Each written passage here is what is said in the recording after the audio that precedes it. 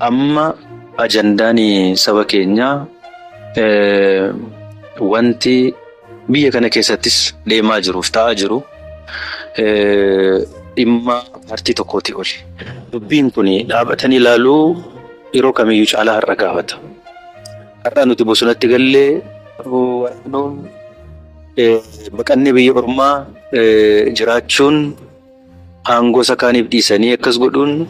Pirezidaantiin naannoo Oromiyaa duraanii Dr. Lammaa Magarsaadha. Har'a diinni Oromoon jiru har'a nuutu deebi'ee diina Oromoo tahaa jira. Erga immoo dhiigni Oromoo nu harkatti dhangala'e jechuudhaanis haala mootummaan Abiyyi amma keessa jiru yoo ibsanii fi uummanni Oromoo keessatti argamu ammoo yoo dubbatan callise yeroo dheeraa booddee Lammaa Magarsaadha. Nugaa biyya kana nama tokko dhiifne dhimmichi dhimma paartii tokko paartii Biltsiginnaa oliiti kan jedhan ammoo biyya baanee biyya hambaarra baqaan hin jiraannu. Kana booda ammoo dirqamnee dhiibamne karaa nagaa qabsaa'urraa bosonatti galus hin filannu jechuun Lammaa Magarsaa itti cabsuun ministeera muummee Abiyyi ammaffaas akeekkachiisuun uummata Oromootiif ammallee tokkummaa barbaachisa jechuudhaan ammoo Dr. Lammaa Magarsaa dubbii jabduu akkanaa kana akkanatti ammoo dubbatanii jiru. Oromoon biyya kana keessatti sarvaayiv godhe. Oromoon biyya kana keessatti fira isaaf diina isaa adda baasee baree waan isaa malu argatee jiraachuudhaaf tokko ta'ee deemutu irra jiraata.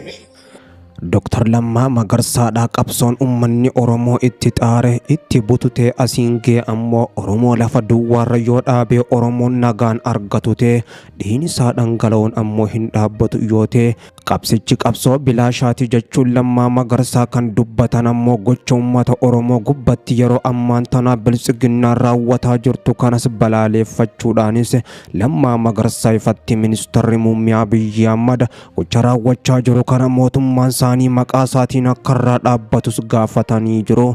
Qabsoon uummanni Oromoo itti lafee itti bututee aarsaa guddaa itti kafalee qeerroo kumoota hedduu kitilaan itti ammoo kaffalee dhiiga dhangalaasee lafee cabee asiin ga'e kun hojiin ala ta'uusaa Lammaa Magarsaa ragaa bahuudhaan isa kana ifatti dura dhaabbatanii mormanii jiru. Qabsoo itti laffa'ee itti xaaree itti bututee asiin ga'e kana yoo mataan godhatu ta'e yoo firiin godhatu ta'e ijaan godhatu yoo ta'e sana jechuun Oromoo lafa dhaabee Oromoof tasgabbiin fidu jijjiirama fidu yoo ta'e gatiin qabu.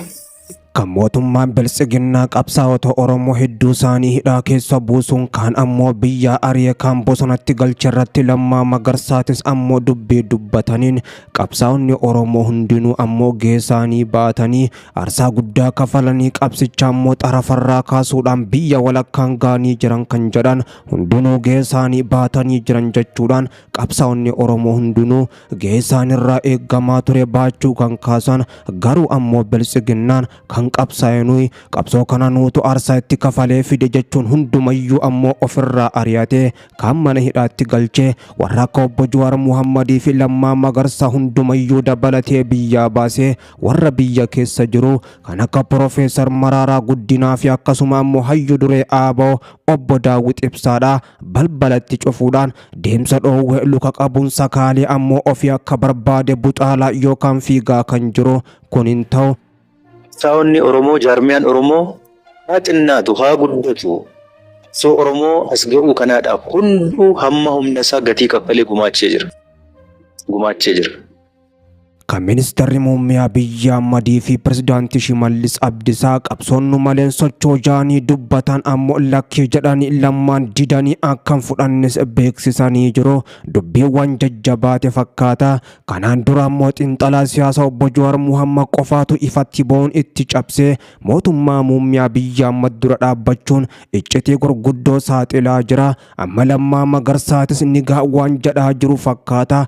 Erga dhiigni uummata Oromoodhaa harka keenyaan dhangala'ee diinni Oromoo guddaan nuyi jechuudhaanis ragaa kan baan warri gaggeessitoota ifiin jedhu yeroo dhiigni uummata Oromoo harka keenyatti dhangala'u xiqqoomallee ammoo nutti hin dhagahamu taanaan bu'aa tokkollee hin qabnu jechuudhaan gareen Biltsiginnaa biyyattii gaggeessaa jiru kan dhiigni Oromoodha harka isaanii laaqee itti dhagahamu ammoo waan dhabeef bu'aas akka hin qabne kaasuudhaan ammoo haala kanaan deemnaan badiinsaa kanaaf ammoo obsan qabnus kan jedhan ifatti baanii kan dubbatan Lammaa Magarsaati. Kanuma keessatti immoo har'allee namni keenya harkatti miidhamaa jira. Oromoon dararamaa jiru, Oromoon du'aa jiru. Gola Oromoo keessatti dhiigni Oromoo dhangala'aa jiru har'allee akka sallaayyootti kan laalamu miti. Kuni nutti dhagahamu ta'e warra hooggantoota siyaasaa Oromoo warra mootummaa taanee biyya bulchuutti illee nutti dhagahamu ta'e salphina guddaadha kun yakka guddaadha.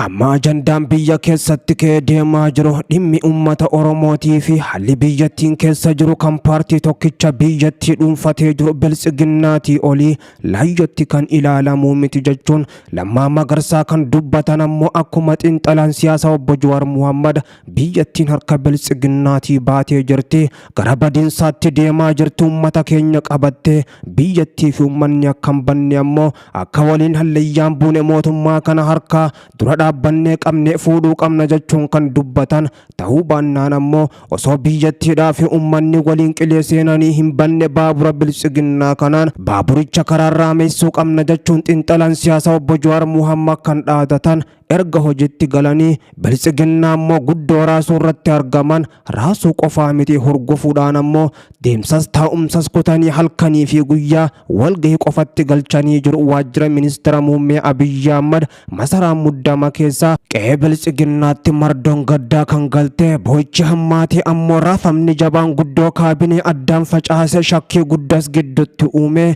mootummaan biltsiginnaadha. Miseensonni isaa ammoo hedduun isaanii akka qaama alaa mootummaa mormuu deeggaran erga hubate kan facaase kam akka dhiisus ammoo wallaaluun yaaddoo keessa kan gale warri akka Lammaa Magarsaa xiinxalaa siyaasaa obbo Jawaar Mohammad kan duraan callisa filatan yeroo ammaan tana dubbii jalqabanii jiru.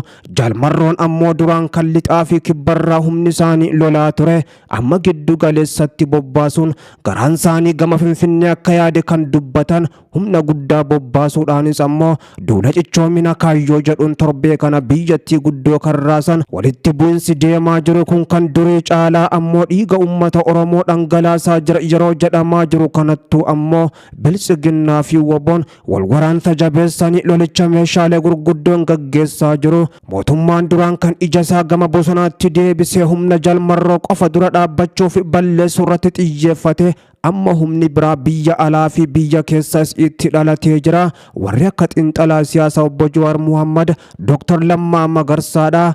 Jalmarroo irratti ammoo dabalata cittoo irratti fanxoo isa jedhamu san ta'uudhaan mootummaa muummee Abiyyi Ahmadiif ammallee akkuma qormaata guddaa ta'anitti jiru.